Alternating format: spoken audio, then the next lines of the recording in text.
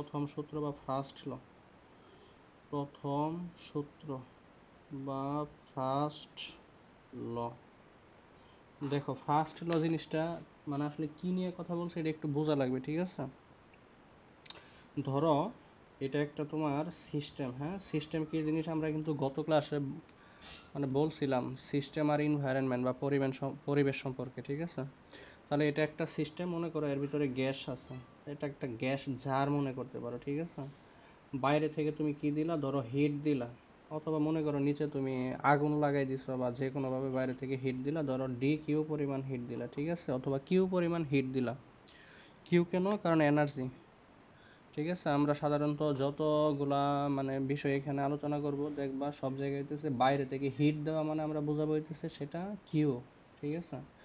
তাহলে হিট দিলে কি করবে দেখো, মানে প্রথম সূত্র জিনিসটা কি এটা বোঝানোর জন্য আমি আসলে এক্সাম্পলটা আনছি, সেটা হলো তাহলে তুমি হিট দিলে ভিতরে এই পার্টিকেলগুলো কি ঘটবে, ভিতরে এই পার্টিকেলগুলা এদিক ওদিক ছুটাছুটি করতে থাকবে, তাহলে ভিতরে তাপমাত্রা কিন্তু একটা চেঞ্জ হবে।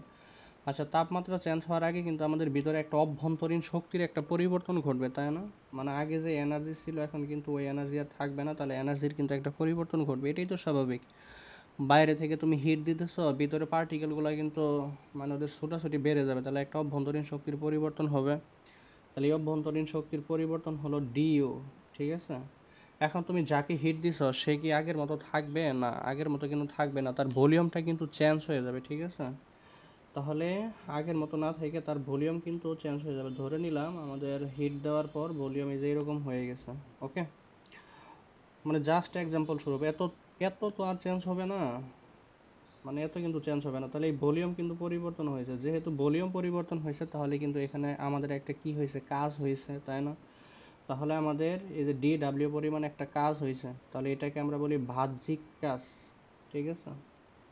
বাহ্যিক কাজ, এটাকে প্রকাশ করছি আমরা ডি ডাব্লিউ দ্বারা। আর ডি ইউ দিয়ে আমি বলছি অভ্যন্তরীণ বা ইন্টারনাল এনার্জি চেঞ্জ, ঠিক আছে? এই জিনিসটা একটু বুঝো, তাহলে প্রথম সূত্র বুঝলেই কিন্তু মোটামুটি বাকিগুলো ইনশাল্লাহ সহজেই বোঝা যাবে।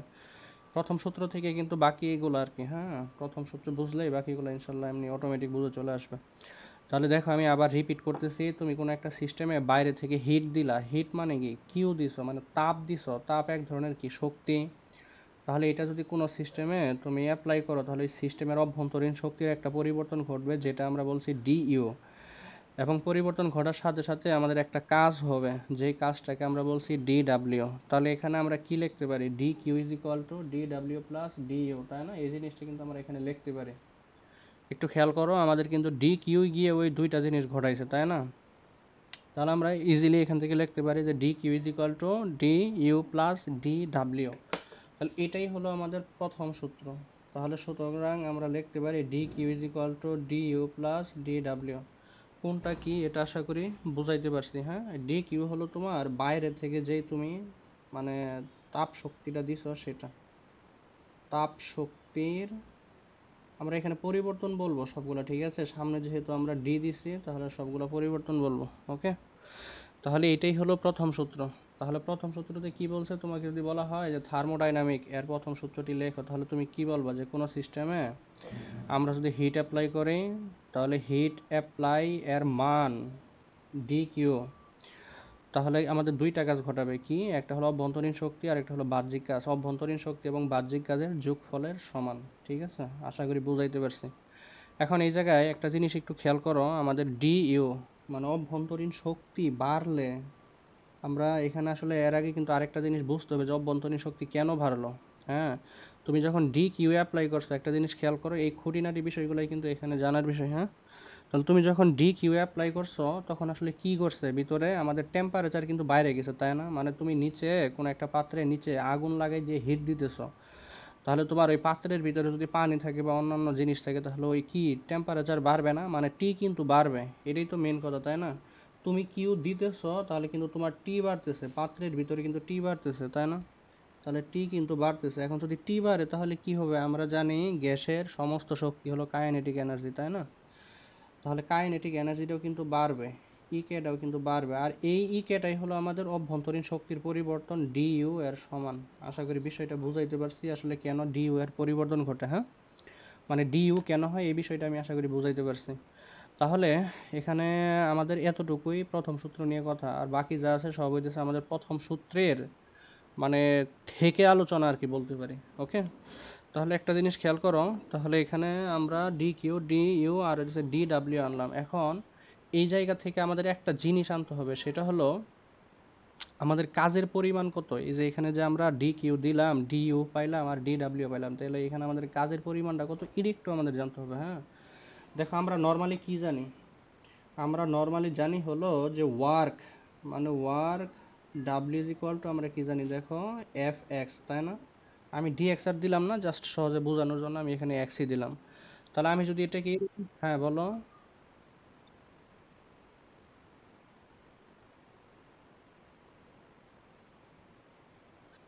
হ্যাঁ হ্যাঁ, অনেক কম। ঠিক আছে, অনেক কম। মানে আমরা এই টেম্পারেচার না তো, ডি কিউ হইতেছে তাপ, তাপ। আচ্ছা, তাপ আর তাপমাত্রা জিনিসটা বুঝো তো নাকি? হ্যাঁ হ্যাঁ, ওইটা কিন্তু একটু বুঝতে পারছি। হ্যাঁ, মানে তাপ, এটি কিন্তু এই চ্যাপ্টার আছে যে Q is proportional to T only Carnot ইঞ্জিনের জন্য প্রযোজ্য, অন্য কোনো ইঞ্জিনের জন্য প্রযোজ্য না। মানে তুমি যদি তাপ বাড়াও তাহলে তাপমাত্রাও বাড়বে, এটা শুধু কার্নো ইঞ্জিনের জন্য প্রযোজ্য। এই চ্যাপ্টারে দেখবো, লাস্টিকে দেখবো, বাট অন্য ক্ষেত্রে কিন্তু প্রযোজ্য না। এটা সত্য যে তুমি তাপ দিলে তাপমাত্রা বাড়বে, বাট নট প্রপোর্শনাল। হ্যাঁ, মাত্র একটা ইঞ্জিনের জন্য এটা প্রযোজ্য, সেটা হলো কার্নো ইঞ্জিন। আমরা দেখবো এই চ্যাপ্টারে আছে। হ্যাঁ, তাহলে দেখো আমরা যদি এখান থেকে কতটুকু কাজ হয়েছে বের করি নর্মালি। হ্যাঁ, তাহলে কতটুকু কাজ হয়েছে আমরা যদি বের করি, তাহলে আমরা কি জানি দেখো, আমরা নর্মালি জানি যে কাজ W is equal to F x. তো ডি এক্সও দিতে পারো, কোনো সমস্যা নাই, জাস্ট সহজে বোঝানোর জন্য আমরা এটা লিখছি। এটা কোন ক্ষেত্রে? কঠিন বস্তুর ক্ষেত্রে, তাই না? মানে সলিড বস্তুর ক্ষেত্রে এটা।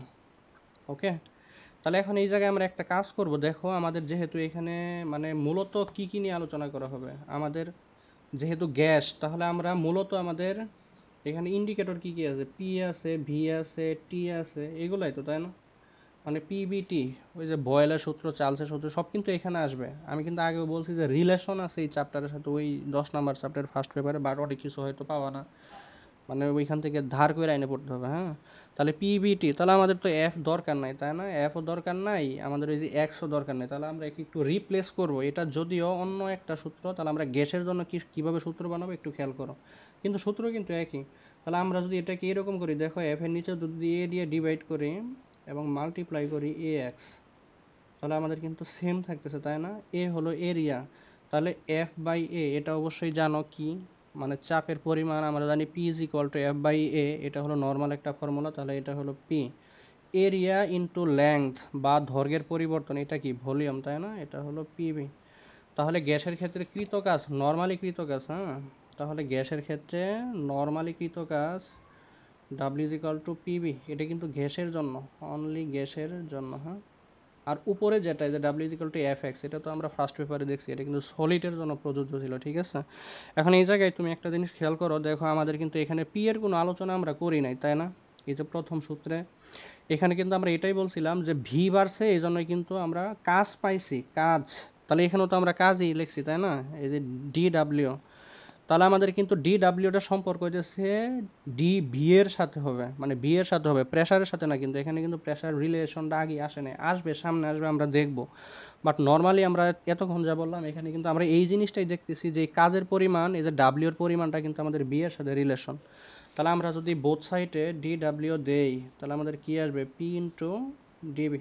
আশা করি বিষয়টা বুঝাইতে পারছি। হ্যাঁ, তাহলে এটাই হলো আমাদের 1 নাম্বার ফর্মুলার একদম গ্রসলি রূপরেখা। আশা করি বুঝছো। তাহলে ফার্স্ট সূত্র বুঝলে কিন্তু পরের গুলো দেখবে অটোমেটিক এমনি চলে যাইতেছে। হ্যাঁ, তাহলে আসো আমরা একটু সামনে আগাই। হ্যাঁ, আমাদের থার্মোডাইনামিকের মোট 4টা প্রসেস আছে। ঠিক আছে, এই 4টা প্রসেসের উপর ভিত্তি করে আমাদের এই চ্যাপ্টার। তাহলে আসো আমরা একটু প্রসেসগুলো দেখি এবং তার সেগুলোর এক্সাম্পল দেখতে হবে। মনে রাখো এইখান থেকে, এই চ্যাপ্টার থেকে কিন্তু প্রতি বছর মেডিকেলে 2টা করে এমসিকিউ আসে। আমি আজকেও দেখলাম, ওই দুপুরে মানে যখন খাইতে বসছিলাম আন্টিদের রুমে, তখন কিন্তু আমি দেখতেছিলাম ওই রেটিনার বই, যে নতুন বই দিছে দেখলাম পোলাবানদের পরীক্ষার গেটে। এইবারও 2টা এমসিকিউ আসছিল তোমার মেডিকেল ভর্তি পরীক্ষায়, এই যে এই চ্যাপ্টার থেকে। আর হচ্ছে কারেন্ট ইলেকট্রিসিটি থেকে 2টা আসছিল, আর বাকি চ্যাপ্টারগুলো থেকে একটা একটা করে আসছিল। হ্যাঁ, তাহলে কিন্তু এই চ্যাপ্টারটা খুবই ইম্পর্ট্যান্ট, মেডিকেল ভর্তি পরীক্ষা বলো এমন অন্যান্য জায়গায় বলো, খুবই কিন্তু ইম্পর্ট্যান্ট। সহজও আছে বটে, একদম আহামরি কঠিন কিছু না, দেখবা খুবই সহজ, পড়তে পড়তেই বুঝবা। তাহলে আশা করি প্রথম সূত্রটা আমরা বুঝতে পারছি। এখন আসো আমরা একটু থার্মোডাইনামিক প্রসেসগুলো দেখবো, যে তাপগতীয় পদ্ধতি কি কি আছে এগুলো আমরা একটু। আচ্ছা, তার আগে একটু এখানে একটু বলে নেই, এই সূত্রের আর একটু কাজ আছে। হ্যাঁ, এই সূত্রটাকে একটু শেষ করে দেই যাতে মাঝখানে আমাদের কোনো প্যাচ না লাগে। এখান থেকেও দেখবে এমসিকিউ আসে। তাহলে আমরা দেখলাম d W equal to d U plus d Q, একে আগে শেষই করে দিই। হ্যাঁ, একটু খেয়াল করো, এখানে দুইটা বিষয় আছে। এক নাম্বার হলো ডি ডাব্লিউ কখন পজিটিভ হবে কখন নেগেটিভ হবে, এই বিষয়গুলো একটু জানতে হবে। এই বেটা এক নাম্বার হলো পজিটিভ হবে যখন আমরা সিস্টেমে তাপ দিব, ঠিক আছে, যখন আমরা সিস্টেমে তাপ দিব। যেমন তুমি রান্না করতেছো, পাতিলে তাপ দিতেছো, এটা হলো তোমার পজিটিভ ডি কিউর। সরি, আমরা আসলে একটু মিস্টেক হয়েছে, এখানে ডি কিউ এখানে ডি ডাব্লিউ। তাহলে পজিটিভ এক নাম্বার হলো পজিটিভ কখন হবে, যখন আমরা সিস্টেমে তাপ দিব, apply heat to the system. তাহলে এটাকে এভাবে মনে রাখবা, apply heat to the system, যখন আমরা বাইরে থেকে তাপ অ্যাপ্লাই করব, ঠিক আছে। এটাই হলো মূল কথা। ধরো ইটের ভাটা, ইট পোড়ানোর জন্য কি করতেছে, বাইরে থেকে হিট দিতেছে, এখানে তাহলে ডি কিউ পজিটিভ। দুই নাম্বার হলো নেগেটিভও হতে পারে। দেখো এটা নেগেটিভ কখন হবে, যখন সিস্টেম তাপ হারাবে, সিস্টেম যখন লস করবে, হিট লস করবে, ঠিক আছে, লস হিট। যেমন একটা সিস্টেম তুমি মনে রাখতে পারো, ওই যে ফ্রিজ বা রেফ্রিজারেটর, এটা কি হয়ে যায়, ঠান্ডা হয়ে যাচ্ছে না, তার মানে কিন্তু এই হিট হারাইতেছে আলটিমেটলি, তাই না। তাহলে এটা কিন্তু আসলে আমাদের এখানে ডি কিউ এর মান কিন্তু নেগেটিভ, ঠিক আছে। আমরা দেখবো রেফ্রিজারেশন এই চ্যাপ্টারে একদম লাস্টে আছে, ওইখানে কিছু ম্যাথমেটিক্যাল প্রবলেম আছে।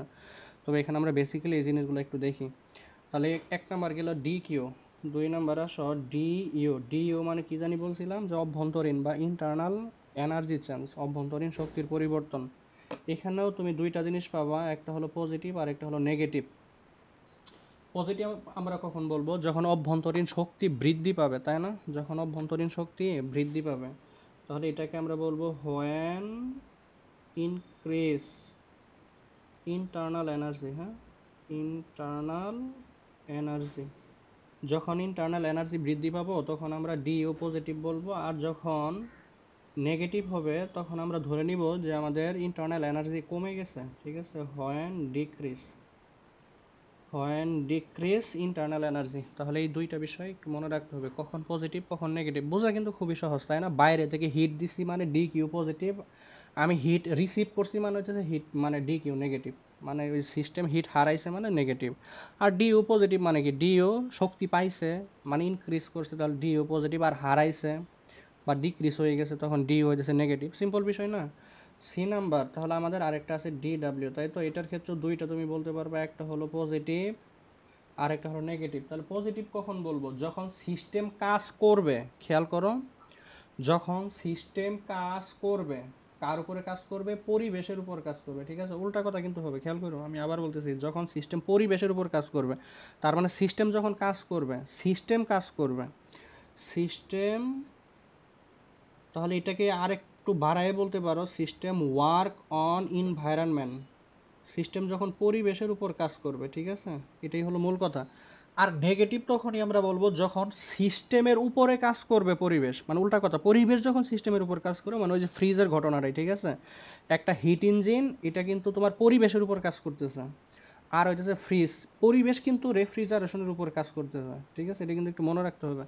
তাহলে মাইনাস, এটা হলো যখন মানে সিস্টেমের উপর কাজ করবে, এটাকে আমরা এইভাবে বলি যে সিস্টেমের উপর কাজ করবে। তাহলে ওয়ার্ক অন সিস্টেম, কে কাজ করবে, এক্সটার্নাল ইনভায়রনমেন্ট কাজ করবে, মানে দুইটা বিষয় না। দেখো সিস্টেম যখন ইনভায়রনমেন্টের উপরে কাজ করবে তখন সেটাকে আমরা ডি ডাব্লিউ পজিটিভ বলবো, সিস্টেম নিজে কাজ করতেছে, বুঝছো। মানে যে অ্যাক্টিভ আর প্যাসিভ আছে না, যে একজন ইয়ং অ্যাডাল্ট মানুষ তোমার নিজে হাঁটতে পারে, তাহলে সে হইতেছে অ্যাক্টিভ, তাহলে তার ক্ষেত্রে ডি ডাব্লিউ হইতেছে পজিটিভ। এখন যদি ওই ইয়ং অ্যাডাল্টটা যখন বৃদ্ধ হবে তখন কি সে অন্যের কাঁধে ভর করে হাঁটবে, তাহলে সেই ক্ষেত্রে কিন্তু আমাদের কাজের পরিমাণটা নেগেটিভ হবে। উল্টা হয়ে যাচ্ছে না, এক সময় নিজে হাঁটতে পারতো, আর বৃদ্ধ হওয়ার সময় সে অন্যের উপর ভর দিয়ে হাঁটতে হইতেছে। এটাই আসলে আমাদের d W d Q d U. তাহলে এখান থেকে আর আমাদের কিছু জানার নাই, এগুলো এমসিকিউর জন্য একটু জানতে হয়। হ্যাঁ, ফর এমসিকিউর জন্য এই তিনটা জিনিস একটু মনে রাখো। তাহলে প্রথম সূত্র দেখলাম, প্রথম সূত্রের একটু বিস্তৃত রূপ দেখলাম। এখন আসলে আমি যেটা বলতেছিলাম যে আমাদের থার্মোডাইনামিক প্রসেস কি কি আছে এটা একটু বলতে। কোনটা বলো, আবার বলো।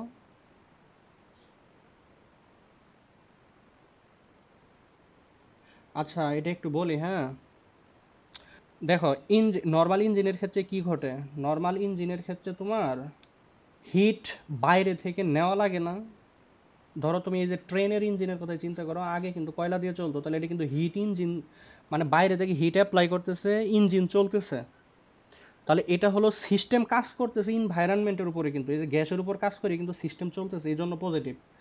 আর যদি উল্টা হয়, হিট যদি নিজেই বের করে দেয়, হিট ব্যবহার করতেছে পজিটিভ, আর যদি হিট বের করে দেয় তাহলে নেগেটিভ। সিম্পল কথা, যেমন রেফ্রিজারেশন, ও কিন্তু হিট বের করে দিতেছে, যার কারণে ওর ভিতরে কিন্তু ঠান্ডা থাকে, ঠিক আছে, ও কিন্তু ইনভায়রনমেন্টের উপরে কাজ করতেছে। মানে ইনভায়রনমেন্ট যদি সিস্টেমের উপর কাজ করে তাহলে সেটাকে আমরা বলতেছি পজিটিভ। যেমন হিট তোমার সিস্টেমের উপর কাজ করতেছে, তাহলে হিটটা হলো ইনভায়রনমেন্ট, আর এই সিস্টেমের উপর কাজ করতেছে, এই জন্য পজিটিভ। আর যদি সিস্টেম নিজেই ইনভায়রনমেন্টের উপরে কাজ করে, মানে সিস্টেম তার তাপটা এনভায়রনমেন্টে ছেড়ে দিতেছে, তাহলে সেটা নেগেটিভ। যেমন রেফ্রিজারেশন একটা সিম্পল উদাহরণ, এরকম অনেক এক্সাম্পল আছে, এসি আছে, সবই আছে, ঠিক আছে, এগুলো হলো নেগেটিভ ওয়ার্কের এক্সাম্পল। ওকে, নেগেটিভ ওয়ার্ক বলতে এখানে আসলে আমরা ওই যে যেটা বললাম এটাই, এর ছাড়া আর কিছুই না।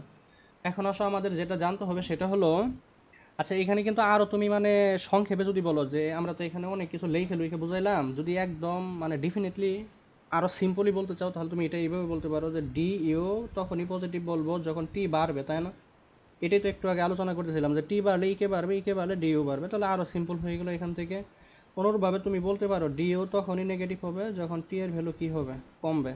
তা আরও তুমি ডি ডাব্লিউর ক্ষেত্রে এরকমভাবে বলতে পারো যে ডি ডাব্লিউ তখনই আমরা পজিটিভ বলবো যখন আমাদের আয়তন কী হবে, বাড়বে, তাই না? এই যে এখানে কিন্তু আমরা দেখাই দিয়েছিলাম যে ডি ডাব্লিউটা আমাদের ভলিউমের সাথে রিলেটেড। তাহলে ডি ডাব্লিউ আমরা তখনই বলবো যখন আমাদের ভলিউমটা কী হবে, বাড়বে। তাহলে ডি ডাব্লিউ, তাহলে ভলিউমটা যখন বাড়বে তখন আমরা বলবো। আর অনুরূপভাবে তুমি বলতে পারতেছো ডি ডাব্লিউ নেগেটিভ তখন বলতে পারবো যখন আমাদের ডিবি বা বি এর ভ্যালুটা আমাদের কমবে, ঠিক আছে, ডিবি বা বি যেটাই বলো না কেন, আসলে ডিবি বলাই তো এখানে বেটার, আর সমস্যা নেই, মানে ভলিউম বুঝলেই হলো। হ্যাঁ, আসলে ডিবি হবে যেহেতু ডি ডাব্লিউ লিখতো এখানে। এই হলো মূল বিষয়, তুমি যেভাবে মানে এক্সপ্লেন করতে পারো সেটা হলো তোমার নিজের ব্যক্তিগত ব্যাপার, তবে এর চেয়ে আর বেশি কিছু এখানে নাই, ঠিক আছে। তাহলে এই ছিল ফার্স্ট ফর্মুলার একটু কথাবার্তা। এখন আসো আমরা প্রসেসগুলো একটু দেখবো, এই প্রসেসগুলো থেকে আমাদের ম্যাথ থাকে, বিভিন্ন ধরনের ক্রিটিক্যাল কোশ্চেন থাকে, এগুলো আমরা একটু দেখব। তাহলে থার্মোডাইনামিক প্রসেস, বা এটাকে আমরা বলে থাকি তাপগতীয় প্রক্রিয়া, ঠিক আছে। তাহলে তাপগতীয় প্রক্রিয়া আমাদের কিন্তু মূলত চার প্রকার হতে পারে। তাপগতীয় প্রক্রিয়া আমরা ভাবে পাবো, তার সাথে কয়েকটা কিন্তু আগে থেকেই জানো। এক নাম্বার হলো তোমার, তাহলে এটা হলো 4 টাইপ। তাহলে এক নাম্বার হলো তোমার সমউষ্ণ প্রক্রিয়া বা আইসোথার্মাল প্রসেস, আইসোথার্মাল প্রসেস, ঠিক আছে। এগুলোর গ্রাফগুলো কিন্তু ভালোভাবে বুঝতে হবে, কারণ এই গ্রাফ দিয়ে কার্নো ইঞ্জিন। তাহলে আইসোথার্মাল প্রসেস বা এটাকে আমরা বলি সমউষ্ণ প্রক্রিয়া, সমউষ্ণ প্রক্রিয়া। তাহলে নাম শুনেই বুঝতেছো এখানে কি থাকবে, টিটা কনস্ট্যান্ট থাকবে, তাই না? সমউষ্ণ প্রক্রিয়া মানে টি কনস্ট্যান্ট, এখানে সোজা কথা, মানে এখানে তাপমাত্রার কোনো চেঞ্জ হবে না, এই জন্য আইসোথার্মাল। দুই নাম্বার হইতেছে তোমার আইসোবারিক বা সমচাপ প্রক্রিয়া, এটাকে বলা হয়, ঠিক আছে। আচ্ছা এটা যেহেতু সমউষ্ণ বলছি, তাহলে রুদ্ধতাপীয় প্রক্রিয়া একটা আছে, সেটা একটু আগে বলি। তাহলে সেটা হচ্ছে অ্যাডায়াবেটিক প্রসেস, অ্যাডায়াবেটিক একটু স্পেলিংগুলো দেখো, আমি প্রতিদিনই বলি যে আমার আসলে ইংলিশ লেখা খুব বাজে অবস্থা। তাহলে অ্যাডায়াবেটিক প্রসেস এটা হলো তোমার রুদ্ধতাপীয় প্রক্রিয়া। হ্যাঁ, রুদ্ধতাপীয়, রুদ্ধ মানে কি দেখো, রুদ্ধ মানে হইতেছে তাপ বেরও হবে না, ভিতরে ঢুকতেও দিবে না, সোজা কথা। জাস্ট একটা ফ্লাক্স চিন্তা করো, একটা ফ্লাক্স, এটা কিন্তু তোমার একটা রুদ্ধতাপীয় প্রক্রিয়ার ভালো একটা এক্সাম্পল বলতে পারো, ঠিক আছে। মানে তাপ ওইখানে ঢুকতেও দিবে না, বাইরে হইতেও দিবে না কিন্তু। হ্যাঁ, তুমি ফ্লাক্সের ভিতরে তুমি যদি চাপ ভরে রেখে দাও বা গরম পানি যদি রেখে দাও, তাহলে কিন্তু এটা অনেক সময় গরম থাকবে, কারণ কি ওই ফ্লাক্সের ভিতরে কিন্তু কোটিং করা আছে, তাই না? বাইরে থেকে তাপ যাইতেও দেয় না, ভিতরে বের হতেও দেয় না। তাপ যেহেতু বাইরে বের হয় না, তাহলে ওইখানে তো আমাদের কোনো চেঞ্জ হবে না। এটাই হলো আমাদের অ্যাডায়াবেটিক প্রসেস বা রুদ্ধতাপীয় প্রক্রিয়া, ঠিক আছে। তিন নম্বর যেই প্রসেসটা, আমরা এগুলোর এক্সাম্পল বলবো, বিস্তারিত বলবো, এগুলো থেকে ফর্মুলা ডেরিভেটিভ করব, আমাদের অনেক কিছু জানতে হবে। হ্যাঁ, তারপরে আমাদের তিন নাম্বার যে প্রক্রিয়া সেটা হলো তোমার আইসোবারিক প্রসেস, আইসোবারিক প্রসেস। ওকে, এই আইসোবারিক প্রসেস মানে হচ্ছে তোমার সমচাপ প্রক্রিয়া। তাহলে দেখো নামের সাথে মিল আছে, তাহলে এখানে কে কনস্ট্যান্ট থাকবে, পি, তাহলে এখানে পি কনস্ট্যান্ট থাকবে। আর লাস্টে যেটা আছে সেটা হলো তোমার আইসোকোরিক প্রসেস, দ্যাট মিনস সম আয়তন প্রক্রিয়া, আইসোকোরিক প্রসেস। হ্যাঁ, এগুলা কিন্তু এক্সাম্পল আসে যে যে রুদ্রতাপীয় প্রক্রিয়া, মানে এরকম ভাবে আসে যে ট্রাক চলতেছে, চলতে চলতে হঠাৎ ট্রাকের টায়ার ব্রাস্ট হয়ে গেছে, কোন ধরনের প্রসেস। ঠিক আছে, এগুলা কিন্তু মজার মজার এক্সাম্পল আছে। তাহলে আইসোথার্মিক বা আইসোকোরিক প্রসেস বা সম আয়তন প্রক্রিয়া। ওকে, সম আয়তন প্রক্রিয়া একটু চিন্তা করলে নিজেই বুঝবা যে আসলে কোন প্রসেস। ওই যে ফ্লাক্সের কথা বললাম, কোনো বইয়ে কিন্তু এক্সাম্পল এটা লেখা নেই আসলে, কিন্তু চিন্তা করে দেখো এটাই। টায়ারের কথা বললাম, ওইটা অবশ্য বইয়ে আছে, রেটিনার বইয়ে পাবা, তোমার কবির স্যার ইয়া কি বলে, শাহজাহান তপন স্যারের বইয়ে পাবা। তাহলে সমায়তন প্রক্রিয়া মানে এখানে কি ভি কনস্ট্যান্ট। ঠিক আছে, তাহলে দেখো এখানে কিন্তু আমরা কতগুলো জিনিস পাই গেছি। তাহলে আগে থেকেই কিন্তু আমরা জানতাম যে পি ভি টি এগুলা কিন্তু আমাদের গ্যাসের সাথে রিলেটেড। তাহলে নতুন করে আমাদের কি আসলো, কিউ কিন্তু আসলো, তাই না? তাহলে এই কিউকে নিয়ে কিন্তু আমাদের এখন কনসার্ন, যেহেতু এটা তাপগতীয় প্রক্রিয়া, তাহলে এখানে আমাদের অবশ্যই কিউর ব্যাপারটা একটু মাথায় রাখতেই হবে। আগে থেকে কিন্তু আমরা এগুলো জানি যে পিভিটি, তাই না? সমুষ্ণ প্রক্রিয়া আমাদের সূত্র কি ছিল, P1V1 = P2V2, লাগবে কিন্তু এগুলো, হ্যাঁ এখানে কিন্তু লাগবে, যদিও তোমার বইয়ের ভিতরে ডিরেক্টলি উল্লেখ করা নাই, কিন্তু ফর্মুলা প্রমাণের ক্ষেত্রে কিন্তু এগুলো লাগবে। তাহলে আসো আমরা একটু একটা একটা করে দেখি। হ্যাঁ, এই 4টা প্রসেস পড়া মানেই আমাদের চ্যাপ্টার শেষ। ঠিক আছে, তাহলে 4টা প্রসেসের ভিতরেই আমার মূলত চ্যাপ্টার শেষ হয়ে যাবে, শুধু রিলেট থাকবে আমাদের কার্নো ইঞ্জিনটা আলাদাভাবে একটু পড়া লাগে। তাহলে আসো আমরা একটু দেখি আইসোথার্মিক প্রসেসটা একটু দেখি। আইসোথার্মিক প্রসেস, ঠিক আছে। তাহলে এটাই সমষ্ণ প্রক্রিয়া। এখানে তাহলে তুমি কয়েকটা জিনিস প্রথমে ডেফিনেটলি বলতে পারো যে এখানে টি হলো কনস্ট্যান্ট। ঠিক আছে, আমরা ফর্মুলা ডেরিভেটিভ করবো তো একটু লিখতেই হবে এগুলা।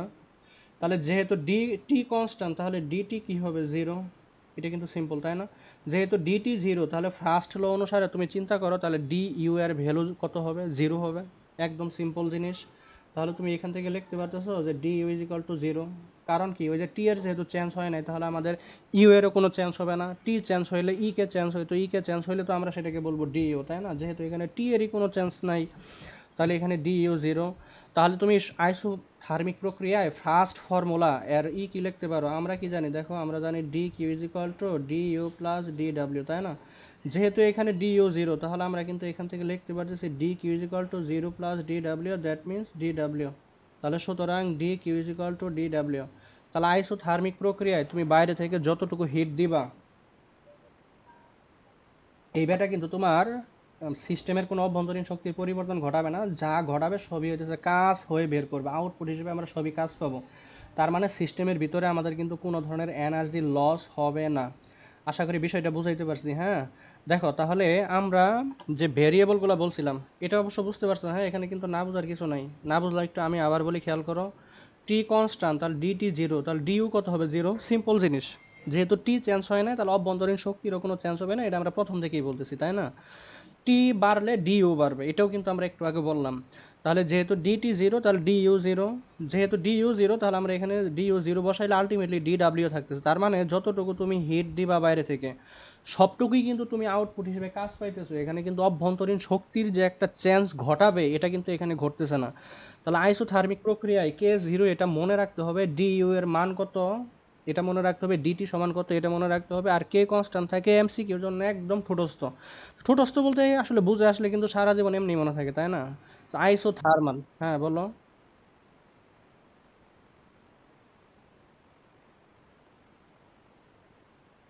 হ্যাঁ, একটু দেখো, এই যে এখানে আছে ডি কিউ মানে তুমি বাইরে থেকে যে পরিমাণ হিট দিতেছ, আর ডিইউ মানে হিট দেওয়ার ফলে সিস্টেমের ভিতরে আমাদের যে একটা অভ্যন্তরীণ ইন্টারনাল এনার্জি যে পরিবর্তন ঘটবে সেটা। আর ডিডাব্লিউ হলো সিস্টেম যেই কাজটা করবে, এক্সটার্নাল যে কাজটা করবে সেটা হলো ডিডাব্লিউ বা বাহ্যিক কাজ। ঠিক আছে, এটাই। ওকে, তাহলে ডি কিউ হলো বাইরে থেকে যে পরিমাণ। হ্যাঁ হ্যাঁ হ্যাঁ, মানে ডি কিউ হলো তাপ শক্তি। এখানে শক্তি ঠিক আছে, কিন্তু ডেফিনেটলি আমরা কোন শক্তি, তাপ শক্তি, যেহেতু চ্যাপ্টারের নামই থার্মোডাইনামিক্স। ঠিক আছে, ডি কিউ কিন্তু শক্তি, কিন্তু কোন শক্তি, তাপ শক্তি। আমরা কিন্তু এখানে শুধুমাত্র তাপ শক্তি নিয়ে কথা বলতেছি। ঠিক আছে, তাহলে তাপ শক্তির পরিবর্তন, বাহ্যিক কাজ, আর হচ্ছে অভ্যন্তরীণ শক্তি। তুমি বাইরে থেকে তাপ দিলে দুইটা ঘটনা ঘটবে, একটা সিস্টেমের ভিতরে কিছু শক্তির চেঞ্জ হবে যেটা ডিইউ, আর সিস্টেম কিছু কাজ করবে ডিডাব্লিউ, এটা যোগফলের সমান হবে ডিকিউ। ঠিক আছে, ডিকিউ কিন্তু এনার্জি, কোন ধরনের এনার্জি? তাপ শক্তি, মানে তাপীয় শক্তি, এটা এক ধরনের, ঠিক আছে? যেহেতু চ্যাপ্টারের নামই হইতেছে আমাদের তাপ শক্তি। তাহলে আশা করি বুঝতে পারছো। হ্যাঁ, তাহলে এখানে আমরা সমস্ত প্রক্রিয়াটা বুঝে ফেললাম আসলে কি ঘটবে, এবং সমস্ত প্রক্রিয়া আমাদের ফার্স্ট লয়ের রূপটা কিরকম হবে এটা কিন্তু আমরা দেখলাম এখানে, ঠিক আছে?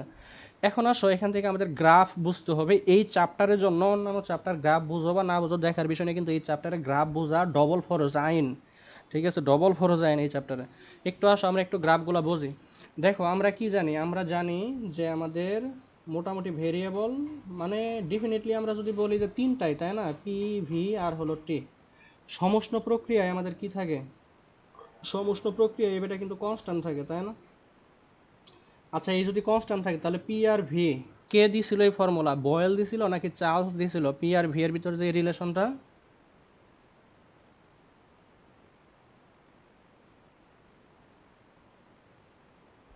রায়ান মনে আছে?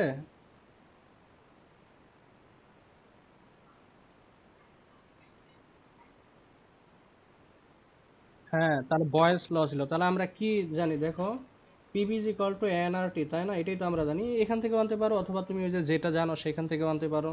তাহলে এখানে যেহেতু PV is equal to n R এই বেটা টি যেহেতু কনস্ট্যান্ট, তাহলে কিন্তু এই পুরা সাইডটাই দেখো কনস্ট্যান্ট হয়ে গেছে। তাহলে PV is equal to K, তাই না? অথবা তুমি ওইটাও লিখতে পারো যে পি1 ইজ ইকুয়াল টু পি2 ইজ ইকুয়াল টু কে, তাই না? তাহলে আলটিমেটলি কিন্তু আমরা PV is equal to K লিখতে পারতেছি। যে পি10 ভি10ও কিন্তু কেই হবে, যতগুলাই লেখো সব কিন্তু কনস্ট্যান্টই হবে। তাহলে এটা কিন্তু কনস্ট্যান্ট, যদি কনস্ট্যান্ট হয় তাহলে এখান থেকে আমরা কি লিখতে পারি? এখান থেকে আমরা লিখতে পারি যে V is proportional two 1/p, তাই না? মানে এরা হইতেছে পরস্পর ব্যস্তানুপাতিক। তাহলে এর গ্রাফ কিরকম হবে মনে আছে? এর শেপটা বলতে পারবা? গ্রাফের শেপ বলতে পারবা?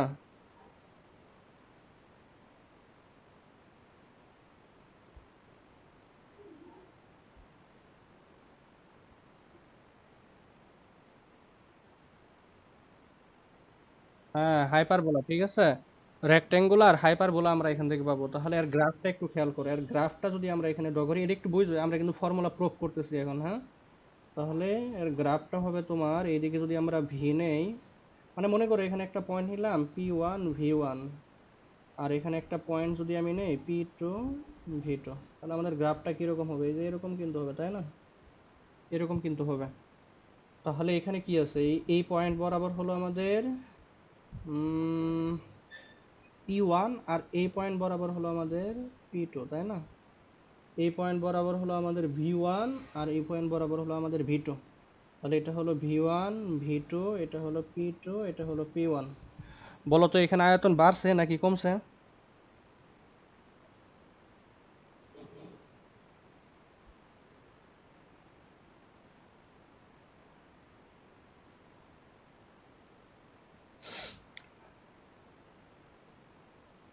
রায়ান, এখানে আয়তন বাড়ছে না কমছে বলো তো? হ্যাঁ হ্যাঁ হ্যাঁ, সরি, পি2 পরে হবে, হ্যাঁ। পি2 পরে, হ্যাঁ। তাহলে এখানে আয়তন বাড়ছে না কমছে বলো তো?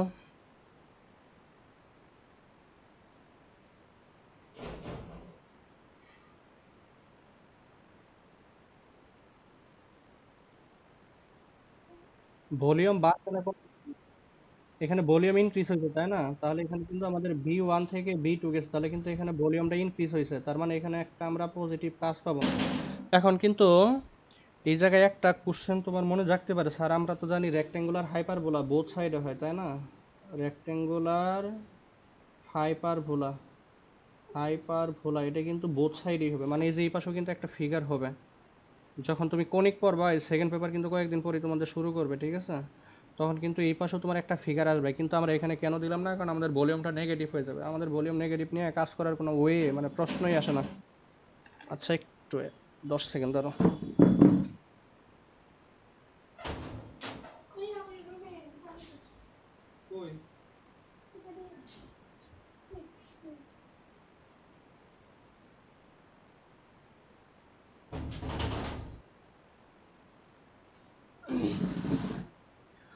তাহলে দেখো এখান থেকে কিন্তু আমরা একটা জিনিস এখান থেকে আনতে পারতেছি, তাই না? তাহলে এখান থেকে আমরা কিন্তু মূলত যদি এই ফর্মুলাটা লিখি যে PB is equal to nRT, এখান থেকে কিন্তু আমরা একটা কাজ আনতে পারবো, রাইট? তাহলে এটা হলো আমাদের মূল গ্রাফ, এটা কিন্তু আমাদের মূল গ্রাফ, ঠিক আছে? তাহলে এটা যদি আমাদের মূল গ্রাফ হয়, তাহলে এই গ্রাফ থেকে আমরা কিভাবে কাজের মানে পরিমাণ, এই যে ডিডাব্লিউ যা আছে, আমাদের তো এটাই দরকার, আমাদের তো ওয়ার্কই দরকার, আউটপুটই তো আমাদের দরকার, তাই না? তাহলে এই কাজের পরিমাণ কত এটা একটু আমরা বের করব। আসো তাহলে আমরা একটু শুরু করি। আমরা কি জানি দেখো, আমরা ওই যে প্রথম ফর্মুলা একদম যখন লিখছিলাম, তখন কিন্তু আমরা লিখছিলাম যে d W is equal to P DB. মনে করো, দেখো, না মনে থাকলে আমি আবার দেখাই। এই যে দেখো, আমরা কিন্তু একদম একদম নর্মালি এটা লিখছিলাম, এটা কিন্তু একদম প্রথমেই চলে আসছিল, ঠিক আছে, যে d W is equal to P DB. তাহলে আমরা এই জিনিসটা এখানে লিখলাম। তাহলে এই জিনিসটা আমরা এখানে লিখলাম যে d W is equal to P DB. তাহলে আমাদের কিন্তু পরিপূর্ণ টোটাল কাজ দরকার, তাই না? আমাদের তো ছোটো কোনো কাজ দরকার না। তাহলে আমরা বোথ সাইডে কী করবো? বোথ সাইডে আমরা ইন্টিগ্রেশন করব। তাহলে আমরা ইন্টিগ্রেশন সাইন এখানে দিয়ে দিলাম। আচ্ছা, একটা জিনিস খেয়াল করো, তাহলে এখানে ইন্টিগ্রেশন করলে আমরা পুরা কাজটা পাবো। তাহলে আলটিমেটলি আমাদের পি ইন্টু ডিবি থাকলো। এখন একটা জিনিস এখানে দেখো, আমরা পি এর পরিবর্তে কি বসাইতে পারি? এই যে একটু আগে যে আমরা লিখলাম পিবি সমান এনআরটি, তাই না? তাহলে এই পিবি সমান এনআরটি, এখান থেকে কিন্তু আমরা পি এর ভ্যালুটা যদি বের করি তাহলে কিন্তু বের হয়ে যাবে। তাহলে P is equal to NRT by V, এটা কিন্তু আমরা এখান থেকে লিখতে পারি, রাইট? তাহলে এখান থেকে আমরা এখানে যদি বসাই দিই এনআরটি বাই ভি, তাহলে NRT by V into d V. তাহলে এখানে একটা জিনিস খেয়াল করো, আমাদের কিন্তু ভি চলে আসছে। তাহলে কিন্তু আমরা এনআরটিটাকে চাইলে বাইরে বের করে আনতে পারি। এখন এখানে কথা হলো, এনআরটি কিন্তু পুরোটাই কনস্ট্যান্ট। কিভাবে কনস্ট্যান্ট? যেহেতু আইসোথার্মিক, যেহেতু এবারটা আইসোথার্মিক, তাহলে কিন্তু এই পুরা পাথওয়ে, এখানেও টি, এখানেও টি, এখানেও টি, এখানেও টি, এখানেও কিন্তু টি, ঠিক আছে? তাহলে কিন্তু টি কনস্ট্যান্ট এখানে, যেহেতু আইসোথার্মিক, তাহলে আর কনস্ট্যান্ট, টি কনস্ট্যান্ট, এনও কনস্ট্যান্ট। তাহলে কিন্তু আমরা পুরাপুরি এখান থেকে এই পুরাটাকে আমরা কিন্তু বাইরে নিয়ে আসতে পারি, রাইট? তাহলে এন আর টি, এটি কিন্তু আমরা বাইরে নিয়ে আসতে পারি। তাহলে এখানে থাকলো কি 1/v ডিভি। এখন চাইলে তুমি উপর থেকে আসলে এটাকে মানে লিমিট বসাইতে পারো। আমাদের লিমিটটা কি? v1 থেকে v2, তাই না? তাহলে v1 থেকে v2 পর্যন্ত আমাদের যাবে, এখানেও v1 থেকে v2 পর্যন্ত আমাদের যাবে। তাহলে এখান থেকে তুমি যদি এটাকে ইন্টিগ্রেশন করো, আলটিমেটলি 1/v, আর ইন্টিগ্রেশন কি রাইয়ান, মনে আছে?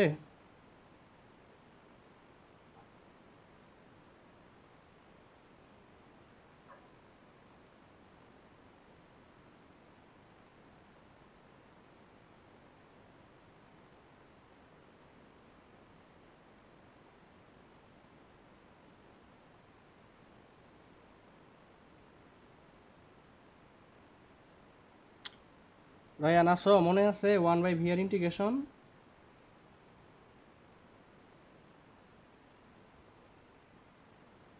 হ্যাঁ হ্যাঁ, লন ভি। তাহলে আমরা 1/v এর ইন্টিগ্রেশনটা আমরা লিখতে পারি হলো লন ভি।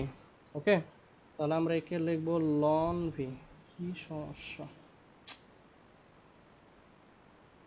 তাহলে লন ভি, তাহলে এই লন ভি উপরে হলো আমাদের v2 আর নিচে হলো আমাদের v1। তাহলে আলটিমেটলি আমরা এখান থেকে লিখতে পারতেছি nrt লন উপরে v2 আর নিচে হলো v1, রাইট? তাহলে এটাই হলো আমাদের মূল জিনিস। তাহলে এখানে কিন্তু আমরা কাজের মানে একটা ফর্মুলা পেয়ে গেছি। এখানে দেখো, এটা হলো মোল নাম্বার, এটা হলো তোমার 8.314, আর টি তো আমাদের কনস্ট্যান্ট, এটা দেওয়াই থাকবে। মানে আগে যা টেম্পারেচার পড়ো তাই টেম্পারেচার এটা বইলেই দিবে। আর এখানে তোমাকে বলবে যে ভলিউম, মানে এখানে বিভিন্নভাবে আসতে পারে যে আগে ভলিউম 5 ছিল পরে 10 হয়েছে, অথবা রেশিও দিয়ে বলতে পারে যে ভলিউমটা মানে 2:5, 5:3, 3:5, মানে যে কোনো একটা কিছু বলতে পারে, ঠিক আছে? এটাই হলো মূল কথা। তাহলে এটাই ছিল আমাদের কিন্তু কাজের সূত্র। এই সূত্রটা কিন্তু very very very very important, okay? তাহলে এই সূত্রটা কিন্তু ভেরি ভেরি ইম্পর্ট্যান্ট। তোমার হিন্টস দিয়ে দিবে যে এখানে টেম্পারেচারে কোনো পরিবর্তন হয় নাই, তাহলে কাজের পরিমাণ নির্ণয় করো। তাহলে তোমার ওই জায়গা থেকে ধরতে হবে, যেহেতু টেম্পারেচারে কোনো পরিবর্তন হয় নাই, তাহলে এটা মাস্ট বি কী হবে? আইসোথার্মিক হবে। তাহলে সূত্র কি? NRT ln v2/v1। এখন আসো, একে তুমি আসলে এত বড় সূত্র না দিয়ে আরও সিম্পলি একটা পদ্ধতিতে করতে পারো। সেটা কি? একটা জিনিস খেয়াল করো, আমরা কি জানি, হ্যাঁ? এটা তো আশা করি বুঝতে পারছো, এটা থেকে আসলে কোনো ঝামেলা নাই কিন্তু, হ্যাঁ? এটা কিন্তু ঝামেলা হওয়ার কথাও না আসলে। তাহলে অন্যভাবেও কিন্তু তুমি একটা কাজ করতে পারো, সেটা হলো, ওইটা কিন্তু সব জায়গায় এবার খাটবে না, আমি এখন যেটা বলতেছি এটা কিন্তু সব জায়গায় খাটবে না। সেটা হলো তোমার, আমরা কি জানি দেখো, W is equal to PV, তাই না? অথবা d W is equal to P d V, তো একই জিনিস। এটাকে তুমি যদি দেখো, এটাকে তুমি যদি এক্স মনে করো, এটাকে তুমি যদি ওয়াই মনে করো, তাহলে এক্স আর ওয়াই গুণ করলে কি আসে? আমাদের এরিয়া আসে আলটিমেটলি, তাই না? তার মানে পি আর ভি এর যদি গ্রাফ থাকে তাহলে পি ভার্সেস বি এই গ্রাফের যে এরিয়াটা তুমি পাবা সেটা কিন্তু টোটাল কাজের পরিমাণের সমান। তাহলে এখান থেকে তুমি লিখতে পারছো A is equal to W is equal to P V. Okay, তার মানে বিষয়টা হচ্ছে এরকম, যদি এরকম একটা গ্রাফ থাকে, এই বরাবর বি থাকে, এই বরাবর পি থাকে, এই বরাবর যদি বি থাকে, এখানে তুমি যদি কোনো ক্রমে একটা গ্রাফ পাও, ঠিক আছে, তাহলে এই মধ্যবর্তী যেই এরিয়াটা তুমি পাবা, এই এরিয়া আর কাজের পরিমাণ সমান হবে। আশা করি বুঝাইতে পারছি। হ্যাঁ, এখানে কিন্তু বিভিন্নভাবে কোশ্চেন আসতে পারে। নর্মালি এটা এমসিকিউর জন্য অ্যাপ্লাই করতে পারো, রিটেনের জন্য এটা দিবেও না, দেওয়ার কোনো সম্ভাবনাও নাই। জাস্ট একটু জাইনে রাখতে পারো যে এটা দিয়ে আসলে করা যায়। যদি একটাকে দৈর্ঘ্য মনে করো আর একটাকে প্রস্থ মনে করো, তো এক বরাবর এক্স অ্যাক্সিস বরাবর আর একটা তো ওয়াই অ্যাক্সিস বরাবর, তাহলে মধ্যবর্তী তুমি আসলে কি একটা ক্ষেত্রফল পাবা। তাহলে এই ক্ষেত্রফলটাই হলো মূলত আমাদের কাজের পরিমাণ। এটাই ছিল কিন্তু আমাদের আইসোথার্মিক বা সমুষ্ণ প্রক্রিয়া, ঠিক আছে। এখন সমুষ্ণ প্রক্রিয়ায় চাইলে যে কোনো ধরনের ম্যাথ তুমি সলভ করতে আশা করি পারবা। আচ্ছা, এরপরে যে প্রসেসটা এটা একটু নিয়ে আমরা আলোচনা করি। হ্যাঁ, অ্যাডায়াবেটিক প্রসেস বা রুদ্ধতাপীয় প্রক্রিয়া, মূলত আমাদের রিটেনের জন্য এই দুইটা প্রসেসই মারাত্মক লেভেলের ইম্পর্টেন্ট, আর বাকিগুলো লেস ইম্পর্টেন্ট। বাকি যে দুইটা আছে কি কি, একটা হলো সময়তন প্রক্রিয়া, মানে ওই যে আইসোপোরিক প্রসেস যেটা, আরেকটা হলো তোমার ওই যে সমচাপ প্রক্রিয়া আইসোবারিক যেটা, এই দুইটা কিন্তু লেস ইম্পর্টেন্ট। বাট এই যে প্রথম যেই দুইটা এটা কিন্তু খুবই খুবই খুবই ইম্পর্টেন্ট। দেখো, তাহলে আমরা পরের প্রসেসটা একটু যাই। হ্যাঁ, আশা করি সমস্ত প্রক্রিয়াটা বুঝছো, এখানে কিন্তু না বুঝলে বইলো, কারণ এটা ইম্পর্টেন্ট কিন্তু। তাহলে আসা এর পরের প্রসেসটা হলো অ্যাডায়াবেটিক প্রসেস। অ্যাডায়াবেটিক প্রসেস বা একে আমরা কি বলছি, রুদ্ধতাপীয় প্রক্রিয়া, ঠিক আছে, রুদ্ধতাপীয় প্রক্রিয়া। টপিকটা নিয়ে আলোচনা করব সেটা হলো আমাদের রুদ্ধতাপীয় প্রসেস। হ্যাঁ, এটাও মারাত্মক লেভেলের ইম্পর্টেন্ট, এই দুইটাই দেখবা লাগে, এবং কার্নো ইঞ্জিন পড়তে গেলে মূলত এই দুইটাই লাগে, মানে টোটালি বলতে পারো চারটার ভিতরে এই দুইটা প্রসেসই আমাদের খুবই ইম্পর্টেন্ট। হ্যাঁ, তাহলে আসো আমরা একটু রুদ্ধতাপীয় প্রসেসটা একটু দেখি। তাহলে রুদ্ধতাপীয় প্রসেস মানে কি? রুদ্ধতাপীয় মানে এখানে তাপের রুদ্ধতা আছে, মানে যাইতেও দিবে না আসতেও দিবে না, পুরা বাধা, অ্যাডায়াবেটিক প্রসেস, ঠিক আছে। বিষয়টা হলো এরকম যে এটা যদি একটা পাত্র হয়, তাহলে এই পাত্রের ভিতরে তোমার যদি তাপ থাকে, ঠিক আছে, এটা একটা পাত্র চিন্তা করলাম, ওকে, খোলা পাত্র না কিন্তু বন্ধ পাত্র। হ্যাঁ, এটা একটা বন্ধ পাত্র। তাহলে এখান থেকে হিট বাইরেও যাবে না, আবার বাইরে থেকে আসতেও দিবে না। ওই যে একটা এক্সাম্পল বলছি ফ্লাক্সের ক্ষেত্রে, তাই না, এরকম কিন্তু অনেক আছে। তাহলে এরকম অনেক প্রসেস আছে যেখানে তোমার তাপের কোনো আদান প্রদান হবে না, তুমি ভিতরে আগে থেকে যা দিয়ে রাখছো ওইটা নিয়েই সে চলতেছে।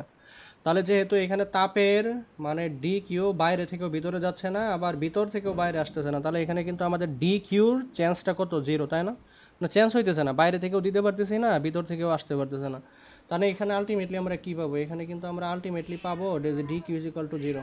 এক নম্বর কথা, যেহেতু d Q is equal to zero, তাহলে ফার্স্ট ফর্মুলা যেটা, দেখো বারবার কিন্তু ফার্স্ট ফর্মুলাটাই আসবে এখানে। হ্যাঁ, যেহেতু এখানে চেঞ্জ হইতেছে না, তাহলে আলটিমেটলি কিন্তু আমরা লিখতে পারি যে D Q is equal to D W plus D U, অথবা D U plus D W, এটা আমরা লিখে এখানে জিরো বসাইতে পারি, D W plus D U. তাহলে এখান থেকে আমরা কি লিখতে পারি, দেখো D W is equal to minus D U.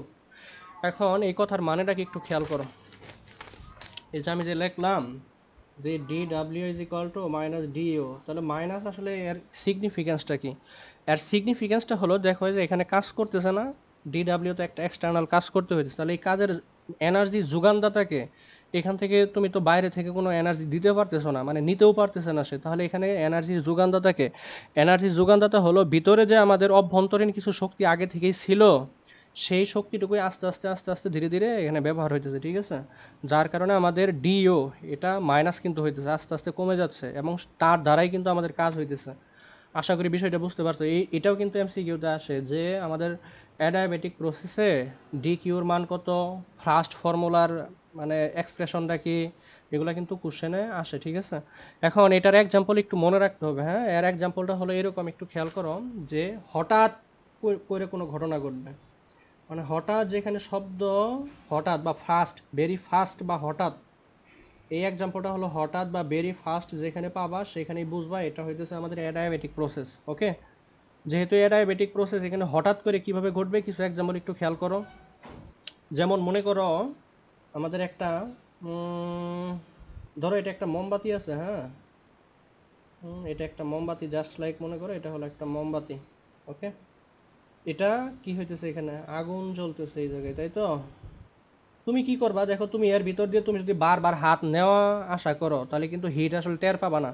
মানে বিষয়টা হচ্ছে এরকম, আমার এই কলমটা যদি একটা মোমবাতি হয়, এই যে উপরে আগুন জ্বলতেছে, আমি যদি বারবার এর ভিতর দিয়ে আঙ্গুল নেওয়া আশা করি তাহলে কিন্তু আমাদের কি হবে না এখানে, মানে তুমি দ্রুত নিতেছো, দ্রুত নিতেছো, বিশাল দ্রুত নিতেছো, আমি কিন্তু এখানে কথা বলছি হঠাৎ বা ফাস্ট, দ্রুত নিতেছো, তাহলে কিন্তু তোমার হাত আসলে হিট কি জিনিস টের পাবে না। তুমি প্র্যাকটিক্যালি দেখো, আমরা তো দেখছি, গ্রামে বড় হয়েছি, এগুলো অনেকবার দেখছি এগুলো, যা আঙ্গুল তোমার আগুনের ভিতর দিয়ে ফাস্ট দ্রুত নিলে কিন্তু আঙ্গুল আসলে তোমার এই হিটটা বা এই তাপটা কিন্তু আসলে টের পায় না। এখানেও একই অবস্থা, মানে যখনই দ্রুত ঘটনা ঘটবে তখন কিন্তু আসলে আমাদের হিট বা ডি কিউ এটা আসলে কিন্তু কোনো ধরনের এক্সচেঞ্জ হবে না, যেহেতু এই আগুনের ভিতর দিয়ে তুমি বারবার হাত নিতেছো আনতেছো, তুমি যেহেতু এখানে কিউ টের পাচ্ছ না, তাহলে এখানে ডি কিউ চেঞ্জ করতে হবে জিরো। এটা একটা এক্সাম্পল হতে পারে। আরেকটা এক্সাম্পল কি হতে পারে দেখো, আরেকটা এক্সাম্পল হতে পারে, মনে করো আতর ব্যবহার করো তো, অথবা পারফিউম ব্যবহার করো, তাই না? মনে করো এটা হলো পারফিউমের একটা বোতল। ওকে, তাহলে একটা যদি একটা পারফিউমের বোতল হয়, তো এই তুমি এখানে চাপ দেওয়ার সাথে সাথে পারফিউম কি হবে, বের হবে। পারফিউম কিন্তু বিশাল স্পিডে বের হবে, তাই না? বিশাল স্পিডে বের হয়ে সে কিন্তু চতুর্পাশে ছড়াই যাবে। তার মানে এখান থেকে কিন্তু বি পজিটিভ, মানে বি এর মান কিন্তু এখানে বাড়তেছে, যেহেতু বি পজিটিভ তাহলে এখানে কিন্তু ডিও পজিটিভ হবে, মানে ডি ডাব্লিউ কিন্তু বাড়বে। তাহলে ডি ডাব্লিউ যদি বাড়ে তাহলে আলটিমেটলি কিন্তু আমরা পি ডিপি পাবো, তাই না? এটা হলো নর্মাল বিষয়। নর্মাল বিষয়টা এখান থেকে বুঝতেছো। কিন্তু বিষয়টা হইতেছে স্যার, এখানে আগুনের ক্ষেত্রে আমি বুঝলাম যে ডি কিউ চেঞ্জ হলো না, বাট এখানে কেমনে ডি কিউ চেঞ্জ হইতেছে একটু খেয়াল করো। এই যে তোমার পারফিউমটা এই যে ক্ষুদ্র পথ দিয়ে বের হচ্ছে, ক্ষুদ্র ছিদ্র দিয়ে যে বের হচ্ছে, এত স্পিডে বের হচ্ছে যে এই ডি কিউ গিয়ে একে আসলে না গালি পাইতেছে না, তার আগেই তোমার বডিতে আসলে অ্যাটাচ হয়ে যাচ্ছে, ঠিক আছে? তার মানে এখানে কিন্তু আসলে ডি কিউর চান্স জিরো। আশা করি দুইটা এক্সাম্পল বুঝতে পারছো। হ্যাঁ, আরও কিন্তু অনেকগুলো এক্সাম্পল আছে, নিজে একটু মাথার ব্রেন খাটাইলে বুঝবা যে এটা আসলে অ্যাডায়াবেটিক প্রসেস, এখানে আসলে হিটের কোনো এক্সচেঞ্জ হয় না। মানে হঠাৎ করে যে ঘটনাটা ঘটবে সেটা কিন্তু আসলে মানে অ্যাডায়াবেটিক প্রসেস। যেমন মনে করো তোমার ওই যে টায়ার ব্রাস্ট হয়েছে, এটা কিন্তু বইয়ের এক্সাম্পল, হ্যাঁ, টায়ার ব্রাস্ট হওয়া, এটা কিন্তু বইয়ের এক্সাম্পল। তাহলে হঠাৎ করে তাহলে টায়ার ব্রাস্ট হওয়া, টায়ার ব্রাস্ট, ওকে, এটা কিন্তু অ্যাডায়াবেটিক প্রসেস। তারপরে পারফিউম বের হয়, এটা কিন্তু অ্যাডায়াবেটিক প্রসেস। তুমি আগুনের উপর দিয়ে বারবার হাত নেওয়া করতেছো স্পিডে, বিশাল স্পিডে, আবার আস্তে আস্তে গিয়ে তোমার হাত পড়ো না, হ্যাঁ, ওইটা কিন্তু করা যাবে না, ওইটা কিন্তু অন্য প্রসেস, ওইখানে কিন্তু ডি কিউর চেঞ্জ হবে। তাহলে এই কয়েকটা প্রসেস হলো তোমার অ্যাডায়াবেটিক প্রসেস। আরও অনেকগুলো আছে, আরও অনেকগুলো আছে, তার ভিতরে আমি বই থেকে বললাম, বাইরে থেকে কিছু বললাম, এগুলোই হলো আমাদের মূল বিষয়। আশা করি বিষয়টা বুঝাইতে পারছি, হ্যাঁ। তাহলে আসো আমরা একটু এর নিয়ে একটু বিস্তারিত আলোচনা করার চেষ্টা করি। একটু খেয়াল করো, আমাদের সমুষ্ণ প্রক্রিয়ায়, সমুষ্ণ প্রক্রিয়ায় আমরা বলছিলাম যে ওইখানে আমাদের টেম্পারেচারটা কি থাকবে, সেম থাকবে। এখানে কি হলো, এখানে আমাদের সেম বলতে কনস্ট্যান্ট থাকবে আর কি, হ্যাঁ। তাহলে অ্যাডায়াবেটিক প্রসেসে আমাদের কি থাকতেছে, অ্যাডায়াবেটিক প্রসেসে আমাদের কিন্তু ডি কিউটা সেম থাকতেছে, মানে হইতেছে আমাদের এখানে কোনো চেঞ্জ হবে না। তাহলে এখানে আমাদের বিষয়টা হলো ডি কিউ জিরো, তাই না? আর ভেরিয়েবল আমরা কি দেখছিলাম দেখো, পি ভি টি। তাহলে তো এই তিনটার উপরে কোনো ইফেক্ট পড়তেছে না, রাইট? এই তিনটার কিন্তু একটার উপরে ইফেক্ট পড়তেছে না। নর্মাল ভেরিয়েবল কিন্তু এই তিনটাই আমরা জানি, কিন্তু এই চ্যাপ্টার আইসে কিন্তু আরেকটা আমরা দেখলাম যে কিউটাও এখানে আসবে। তাহলে কিউ যেহেতু জিরো হয়ে গেছে, তাহলে এই পিভিটি এর উপর কিন্তু কোনো ধরনের ইফেক্ট আসলে পড়তেছে না। এখন ওই যে আইসোথার্মিক প্রসেসে একটু খেয়াল করো, এটা আমরা পরের ক্লাসে ইনশাল্লাহ প্রুভ করে দেখাবো, শুধু একটু মনে রাখো, আমি পরের ফর্মুলাটা প্রুভ করার জন্য এই বিষয়টা বলতেছি। আমরা নেক্সট ক্লাসে ইনশাল্লাহ এগুলো প্রুভ করে দেখাবো। আইসোথার্মিকে যেমন P one V one is equal to P two V two সত্য, এই অ্যাডায়াবেটিক প্রসেসে এরকম তিনটা জিনিস সত্য আছে, যেহেতু এখানে তিনটাই ভেরিয়েবল। আমাদের আইসোথার্মিকে কি একটা হলো কনস্ট্যান্ট ছিল, তাই না? সেটা হলো টি, পি আর ভি দিয়ে আমরা কিন্তু ফর্মুলা পাইছিলাম P one V one is equal to P two V two. কিন্তু এখানে কিন্তু পি ভি টি এরা কিন্তু তিনজনেই আসলে ভেরিয়েবল, এখানে কিন্তু কেউ কনস্ট্যান্ট না, তাহলে এখানেও আমরা কিন্তু ফর্মুলা পাবো, এদের মতোই আমরা এখানে ফর্মুলা পাবো। ফর্মুলাগুলো আমি পরের ক্লাসে ইনশাল্লাহ প্রুভ করে দেখাবো, আজকে শুধু একটু মনে রাখো, কারণ আজকে আমরা কাজের পরিমাণটা বের করবো। হ্যাঁ, ওই যে ডি ডাব্লিউ নিয়ে কিন্তু আমরা এখনো পড়ে আছি, আমরা কিন্তু এখন ওই যে ডি ডাব্লিউ নিয়ে পড়ে আছি, তাহলে ডি ডাব্লিউটা বের করার জন্য আমরা একটু এর হেল্প নিব। শুধু একটু মনে রাখো যে এখানে কয়েকটা সম্পর্ক আমরা পাবো, সেটা হলো PV power gamma is equal to, এখানে কনস্ট্যান্ট পাবো, গামাটা কি আমি বলতেছি একটু খেয়াল করো, তারপর TV power gamma minus one, এটা কনস্ট্যান্ট পাবো, আর হলো তোমার PT power gamma by one minus gamma, এটা কনস্ট্যান্ট পাবো। এই তিনটা ফর্মুলা আমরা এ ডায়াবেটিক থেকে পাবো। জাস্ট লাইক আইসোথার্মিকে যেমন আমরা P1 is equal to P2 পাইছিলাম, অ্যাডায়াবেটিকে আমরা এই তিনটা পাবো। এখন আসলে এই গামার পরিচয়টা কি একটু জাস্ট বলে রাখি, আমরা পরের ক্লাসে ইনশাল্লাহ একে চুল ছাড়া বিশ্লেষণ করে ছাড়বো। হ্যাঁ, গামাটা হলো একটা কনস্ট্যান্ট, সেটা আমরা ওই যে ইয়ের ক্ষেত্রে কিন্তু পড়ছিলাম, কি বলে ওই 10 নম্বর চ্যাপ্টার, ফার্স্ট পেপারে 10 নম্বর চ্যাপ্টার, ঠিক আছে। আর এখানে গামা বলতে আমরা বুঝবো হলো তোমার মান একই কিন্তু বের করার নিয়ম ভিন্ন। এখানে গামা বলতে আমরা বুঝবো সিপি বাই সিবি এর অনুপাত। সিবি কি ইনশাল্লাহ আমি আবার বলতেছি, এগুলো চুল ছেঁড়া বিশ্লেষণ করবো, শুধু মনে রাখো এটা একটা কনস্ট্যান্ট মান। তাহলে এর মান কিন্তু বিভিন্ন রকম হতে পারে। এক পারমাণবিক বা সিঙ্গেল মলিকিউলের ক্ষেত্রে এর মান মনে আছে অবশ্যই, আমরা পড়ছিলাম ওই জায়গায়। এক পারমাণবিকের ক্ষেত্রে এই গামার মানটা হবে তোমার 1.67। এক্সাম্পল কি কি আছে, যেমন হিলিয়াম আছে, তারপরে হচ্ছে নিয়ন আছে, আর্গন আছে, তাই না। দ্বি পারমাণবিক বা ডাবল মলিকিউলের ক্ষেত্রে আমরা পাবো হলো তোমার, মনে আছে মনে হয় না, মনে থাকার কিন্তু কথা, ডাবল মলিকিউলের ক্ষেত্রে গামার মান পাবো আমরা 1.4। আমি কিন্তু আবার বলতেছি এগুলো নিয়ে আজকে আলোচনা করব না, এগুলো নিয়ে আজকে আলোচনা করব না। আমাদের মেন টার্গেট আজকে ওয়ার্ক বের করা, প্রত্যেকটা প্রসেসের আমরা কাজ বের করে শেষ করে দিব, ঠিক আছে ইনশাল্লাহ, যদি সম্ভব হয় আর কি, না হলে যত দূর পারা যায় তত দূর আমরা করব। আর সিবি বাই সিবি কি জিনিস আমরা দেখবো ইনশাল্লাহ, এগুলো নিয়ে কনসার্ন হওয়ার কিছু নাই, শুধু আমার আজকে গামাটা দরকার, তো এই জন্য আমি একটু গামাটা নিয়ে আসছি। হ্যাঁ, তারপরে 3 নাম্বার যেই আমাদের বহু পারমাণবিক, তাহলে 2-এর পরে যেটা বহু পারমাণবিক বা মাল্টিপল বা পলি মলিকুলার, হ্যাঁ বহু পারমাণবিক, তাহলে দি কি, দি এর এক্সাম্পল তো জানাই আছে, অক্সিজেন, হাইড্রোজেন, নাইট্রোজেন, এগুলা কিন্তু। হ্যাঁ, তাহলে বহু পারমাণবিকের ক্ষেত্রে আমাদের গামার মানটা কত ছিল, 1.33। আশা করি এগুলো মনে আছে। তাহলে বহু কি কি আছে, যেমন মনে করো অ্যামোনিয়া আছে, একটা ব্যতিক্রম আছে, এটা কিন্তু একটু মনে রাখতে হবে। হ্যাঁ, এক্সেপ্ট বা ব্যতিক্রম, এই ব্যতিক্রমটা একটু মনে রাখো, ব্যতিক্রম একটু খেয়াল করো। কার্বন ডাইঅক্সাইড বহু পারমাণবিক হওয়া সত্ত্বেও এই ব্যাটার গামার মানটা হলো তোমার 1.4, এটা একটু ব্যতিক্রম। হ্যাঁ, তাহলে এই ছিল মূল কথা। তাহলে গামা আসলে কি, গামা হলো সিপি বাই সিবি এর অনুপাত, এটা বিভিন্ন গ্যাসের জন্য বিভিন্ন রকম হয়। আর এই গামার সাথে রিলেশন জড়াইছি আমরা এই যে পিবিটি এর সাথে, ঠিক আছে, এর সাথে সম্পর্ক হলো প্রথমটাই মূলত আমাদের লাগবে আজকের জন্য, আর বাকি দুইটা লাগবে না। এবং নেক্সট ক্লাসে আমি আবার বলতেছি এগুলো প্রুভ করে দেখাই দিব, নো টেনশন। তাহলে প্রথম ফর্মুলাটা হলো PV power gamma is equal to constant, তার মানে কি P1 power gamma is equal to P2 power gamma, এটা কিন্তু আসতেছে, তাই না। তাহলে এখান থেকে আমরা একটু কাজের পরিমাণটা দেখবো যে কিভাবে আসলে বের করা যায়। আসো আমরা একটু কাজের পরিমাণটা দেখি। কাজের পরিমাণ দেখার আগে আমরা একটু এই যে প্রথম যে ফর্মুলাটা লিখছি এটার সম্পর্কে আমরা একটু জানি। দেখো আমরা কি লিখছি, PV power gamma is equal to constant, তাই না।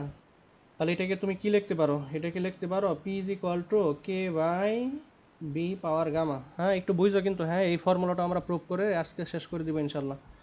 তাহলে এখান থেকে, এবং এটাও আমরা জানি যে গামার ভ্যালুটা আমাদের কি, গামার ভ্যালুটা আমাদের 1-এর চেয়ে বড়, এটা কিন্তু সবসময়, তাই না। 1.33, 1.4, 1.67, এটা আমরা দেখলাম যে বিভিন্ন গ্যাসের জন্য বিভিন্ন ক্রম হতে পারে। তাহলে আমরা এখান থেকে একটা জিনিস বলতে পারি যে গামার মানটা 1-এর চেয়ে বড়। এখন গামা যেহেতু 1-এর চেয়ে বড়, তাহলে ভি এর মান যদি বাড়ো, পি কিন্তু কমবে, রাইট। তাহলে এটাও কিন্তু আমাদের রেক্টেঙ্গুলার হাইপারবোলা হবে। কিন্তু এখানে একটা কোশ্চেন আসে যে রেক্টেঙ্গুলার হাইপারবোলা দুইটার ক্ষেত্রেই তো আমরা পাইলাম, তাহলে পার্থক্য কি, পার্থক্য হচ্ছে একটা গামা, এটা আমরা দেখবো ইনশাল্লাহ ওই ফর্মুলাগুলো প্রুভ করার পরে, ঠিক আছে। এই কোশ্চেনটা কিন্তু আসে যে কত গুণ খাড়া রুদ্ধতাপীয় প্রক্রিয়ায় আমাদের যেই রেখাটা আমরা পাইতেছি আর সমষ্ণ প্রক্রিয়ায় যেই রেখাটা আমরা পাইছি, এটার পার্থক্য কি এবং কত গুণ একজন আরেকজনের তুলনায় খাড়া বাঁকানো, এই কোশ্চেনটা কিন্তু আসে, ঠিক আছে। তাহলে এখান থেকে আমরা একটু দেখি, এখানে আমরা পাবো P1 V1, এটা যদি আমরা দিই P2 V2, তাহলে আমরা এখানে একটা রেখা এরকম পাবো, রাইট। তাহলে এই বরাবর হলো P, এই বরাবর হলো আমাদের V, তাহলে এটা হলো আমাদের V2। এই আগেটা তো ঠিকই ছিল, এটা তো P1-ই ছিল। হ্যাঁ, এটা হলো আমাদের P2, ঠিক আছে। আর এটা হলো আমাদের P1, আর এটা হলো আমাদের V1, তাই না। তাহলে এখানেও কিন্তু আমরা একটা কাজ আসলে পেয়ে যাব। তাহলে এই কাজটা আমরা কিভাবে বের করবো, আসো একটু খেয়াল করো। এটা হলো গ্রাফ, তাহলে দুইটাই কিন্তু হাইপারবোলা। হ্যাঁ, দুইটাই কিন্তু হাইপারবোলা, বাট আমাদের এখানে একটু পার্থক্য আছে, পার্থক্যগুলো আমরা ইনশাল্লাহ ধারাবাহিকভাবে বুঝবো। তাহলে আসো এখানে আমরা একটু দেখি এখান থেকে আমরা কাজের পরিমাণটা কিভাবে নির্ণয় করবো, একটু খেয়াল করো। তাহলে কাজের পরিমাণটা আমাদের ওই যে মেইন ফর্মুলা, ফার্স্ট ফর্মুলা থেকে আমরা কাজ কি জানি, উই নো, খেয়াল করো। হ্যাঁ, উই নো, আমরা কি জানি, আমরা জানি DW = PdV, এটা কিন্তু প্রথম ফর্মুলা, আমরা কিন্তু এখনো প্রথম ফর্মুলা থেকে সব কিছু জানতেছি, রাইট। তাহলে এটাকে আমরা যদি ইন্টিগ্রেশন করি তাহলে D W is equal to P DB, তাই না? এখন একটা জিনিস খেয়াল করো, এখানে আমরা একে একটু মডিফাই করতে পারি, সেটা হলো এটা ডাব্লিউ আসবে, তাহলে ডি ডাব্লিউকে আমরা যদি ইন্টিগ্রেশন করি টোটাল কাজটা চলে আসবে। এখন এখানে থাকলো আমাদের পি ডিবি, তাই না? এখন এই পি এর পরিবর্তে আমরা কি বসাইতে পারি, দেখো একটু আগে আমরা লিখছিলাম যে PV power gamma is equal to constant. তাহলে এখান থেকে আমাদের পি এর ভ্যালুটা কি আসতেছে, পি এর ভ্যালুটা আসবে হলো কে বাই বি পাওয়ার গামা। আশা করি এই জিনিসটা কনফিউশন হওয়ার কিছু নাই। হ্যাঁ, তাহলে বি পাওয়ার গামা এখান থেকে তাহলে আমরা একটু যদি বসাই দিই পি এর পরিবর্তে, তাহলে K by B power gamma into D B. Okay, তাহলে এই দুইটা জিনিস আমরা এখানে পেয়ে গেলাম। তাহলে তো কে তো কনস্ট্যান্ট, এখানে তো আর আমাদের কনসার্ন নাই, তাহলে আমাদের মাথা ব্যথা হইতেছে শুধুমাত্র ওই যে বি পাওয়া বি গামা নিয়ে। এই লিমিট বসাই দাও, তাহলে আমাদের লিমিটটা কত, এখানে বি ওয়ান, এটা হলো বি টু, রাইট? তাহলে যেহেতু বি ওয়ান বি টু, তাহলে এখান থেকে আমরা কেটাকে একটু বাইরে বের করে আনলাম, আর আমাদের থাকলো উপরে বি ওয়ান, নিচে বি টু, আর এখানে থাকলো one by B power gamma সাথে ডিবি।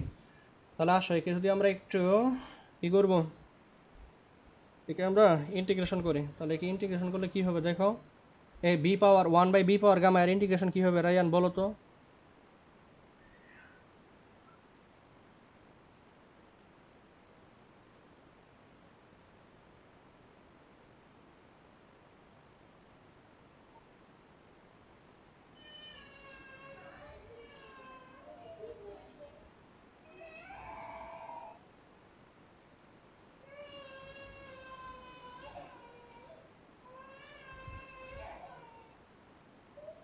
আসো রায়ান আসো,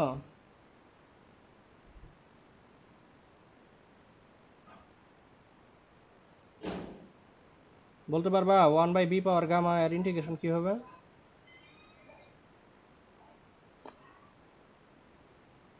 দেখো যদি জটিল হয় তাহলে আমরা আরেকটা লাইন একে বাড়াইতে পারি। হ্যাঁ, তাহলে বি ওয়ান বি টু, তাহলে একে আমরা কি লিখতে পারি, V power minus gamma d V, তাই না? এটা তো এই এখন তো পারো, এখন বলো কি হবে, এই নিচেরটার বলো।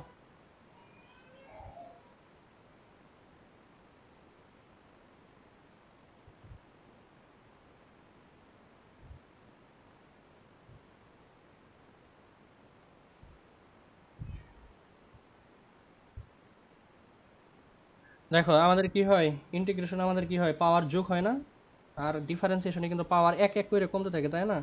তাহলে তো সিম্পল একটা জিনিস, তাহলে আমরা একে লিখতে পারি V power minus gamma plus one, আর উপরে যেটা সেটাই তো আমাদের নিচে বসে, তাহলে মাইনাস গামা প্লাস ওয়ান, এটাই তো, তাহলে উপরে বি ওয়ান, নিচে হলো বি টু। ঠিক আছে কিন্তু, হ্যাঁ নর্মাল নিয়ম, কিন্তু আমরা নর্মাল নিয়মই করছি, আমরা আসলে জটিলে যাই নাই, তাহলে এখান থেকে আসলে আমরা এটা লিখে ফেলতে পারি। ওকে, তাহলে আসো আমরা একটু বাকিটুকু একটু করার চেষ্টা করি। তাহলে বাকিটুকু আমরা কি লিখতে পারি, ওই যে বি ওয়ান আর বি টু যদি আমরা বসাই দিই তাহলে আলটিমেটলি কি হবে, বি ওয়ান আর বি টু বসাই দিলে আমাদের একটা অনেক বড় তো এটা, হ্যাঁ অনেক বড় কিন্তু হয়ে যাচ্ছে।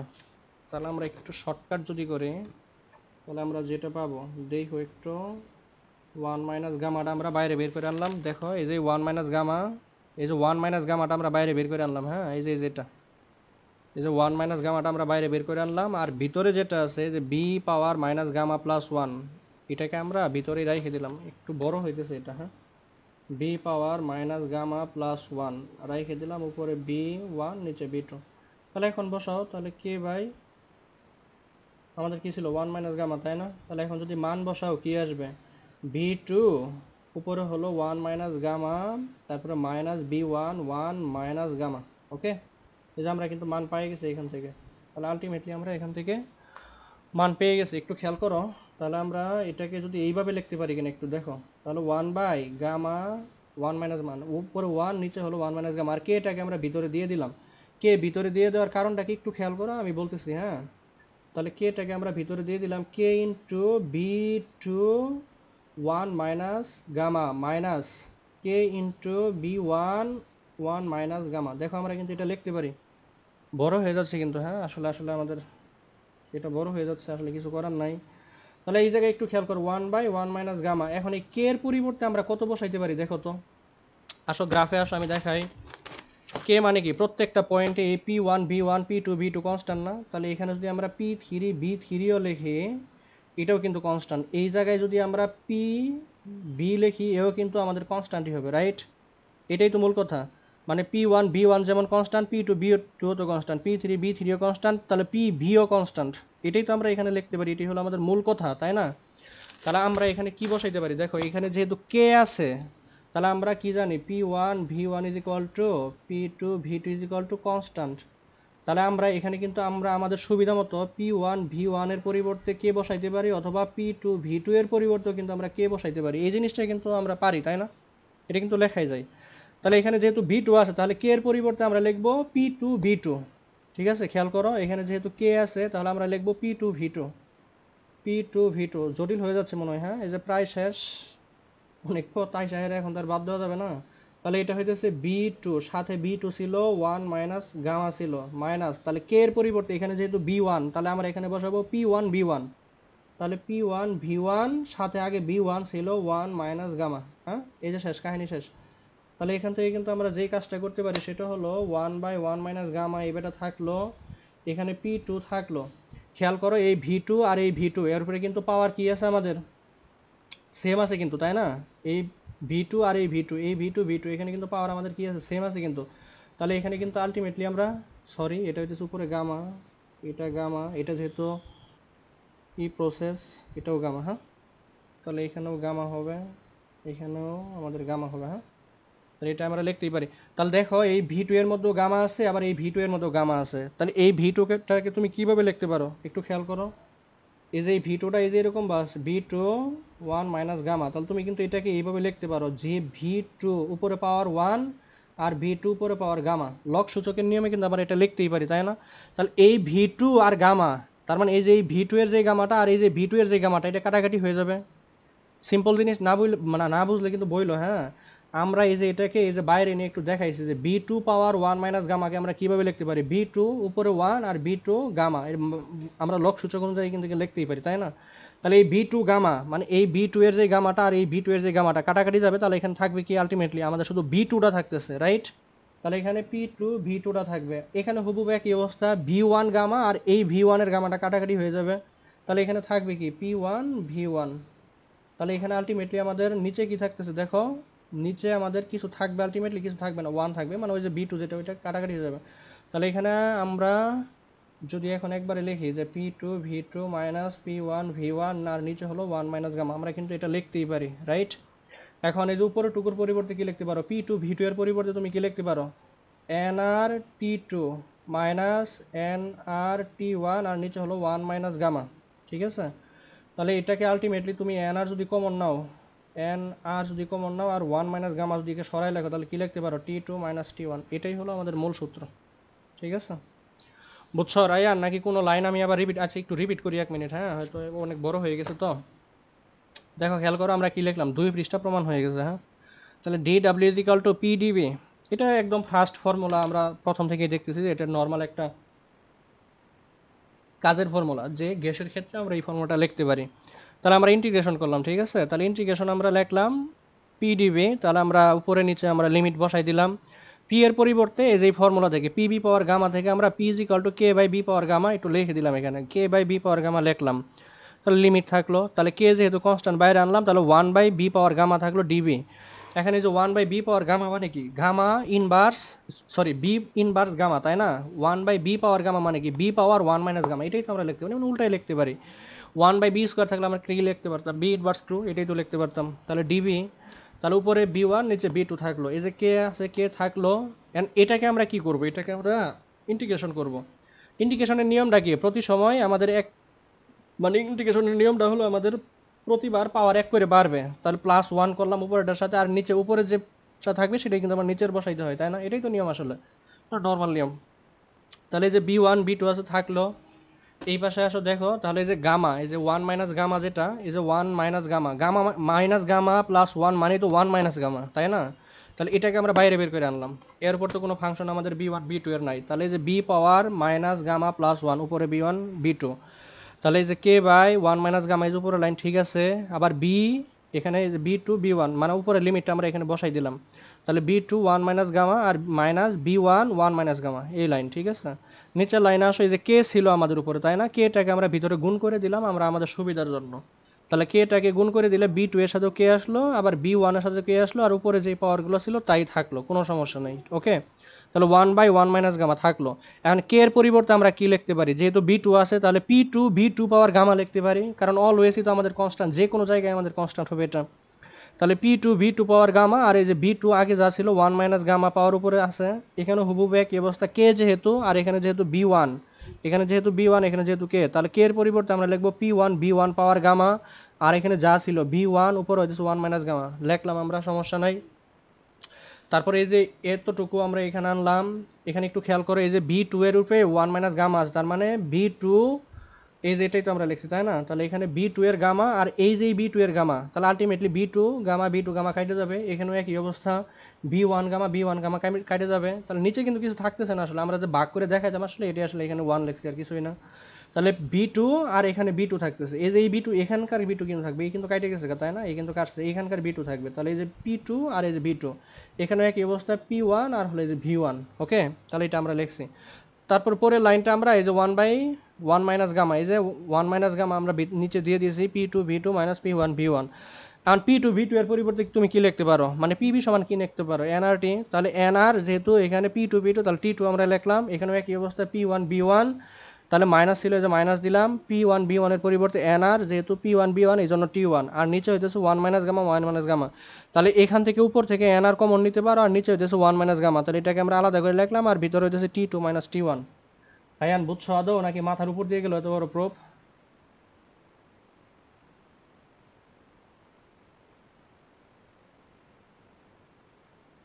বুঝলে ভালো কথা। হ্যাঁ, তাহলে আমাদের কিন্তু এই ছিল কাজের পরিমাণ, আজকে আর পড়াবো না ভাই, ফর্মুলা প্রুফ করতে গিয়ে মাথা ধরে গেছে। ঠিক আছে, তাহলে আমরা আজকে কি কি বললাম একটু রিপিট করি আমি। হ্যাঁ, তাহলে আমরা পড়লাম হলো আজকে ফার্স্ট ফর্মুলা থেকে আমরা কিছু ইন্ডিভিজুয়াল জিনিস দেখলাম, d Q d W d U, এদের পরিচয় দেখলাম, কখন পজিটিভ হবে কখন নেগেটিভ হবে এটা দেখলাম। ফার্স্ট ফর্মুলা থেকে নর্মাল কাজের যেই মান D W equal two PDB এটা দেখলাম। তারপরে আমরা দেখলাম হলো তোমার চারটা প্রসেস, থার্মোডাইনামিক প্রসেস, চারটা প্রসেস কি কি, আইসোথার্মিক, আইসোগরিক, আইসোবারিক, আর অ্যাডায়াবেটিক। ঠিক আছে, আইসোথার্মিকের ক্ষেত্রে আমরা বলছি এখানে আমাদের কি হবে, আমাদের টেম্পারেচার সেম থাকবে। আইসোবারিকের ক্ষেত্রে আমাদের ওইখানে প্রেসার সেম থাকবে। আইসোকোরিকের ক্ষেত্রে ভলিউম সেম থাকবে। অ্যাডায়াবেটিকের ক্ষেত্রে আমাদের ডি কিউটা সেম থাকবে, মানে কিউ সেম থাকবে, ডি কিউ সমান 0 হবে তাই না। আইসোথার্মিকের ক্ষেত্রে আমরা একটা ফর্মুলা প্রয়োগ করছি, এনার্জি বা কাজের ফর্মুলা, যেটা আমরা পাইছি সেটা হলো এই যেটা NRT ln V two by V one, এই ফর্মুলাটা আমরা পাইছি। আর অ্যাডায়াবেটিকের ক্ষেত্রে আমরা পাইছি, উপরে পাইছি হলো এনআর, নিচে পাইছি হলো 1 minus gamma into T two by T one. এবং আমরা কিছু এক্সাম্পল বলছি অ্যাডায়াবেটিকের, এবং কিভাবে ঘটে, কোন মেকানিজমে ঘটে এগুলো আমরা দেখাইছি, এবং ক্ষেত্রফল দিয়ে কিভাবে আমরা এটাকে আসলে বের করতে পারি সেটা দেখাইছি, এবং কিছু গ্রাফ আমরা দেখাইছি যে কোন গ্রাফ কীরকম হবে। আসলে দুইটাই হাইপারবোলা, তবে পার্থক্যটা কি আমরা সামনে ইনশাল্লাহ ওই যে পিবি পাওয়ার গামা বাকি যে ফর্মুলাগুলো রাখলাম না ওগুলা